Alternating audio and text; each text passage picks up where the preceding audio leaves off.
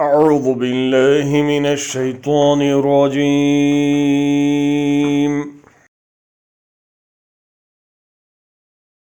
بسم الله الرحمن الرحيم. ومنهم من عاهد الله لئن آتانا من فضله لنصدقن ولنكونن من الصالحين.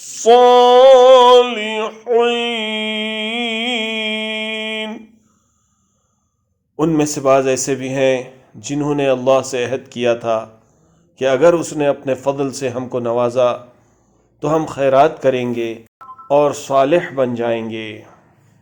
And among them are those who made a covenant with Allah, saying, if He should give us from His bounty, we will surely spend in charity, and we will surely be among the righteous.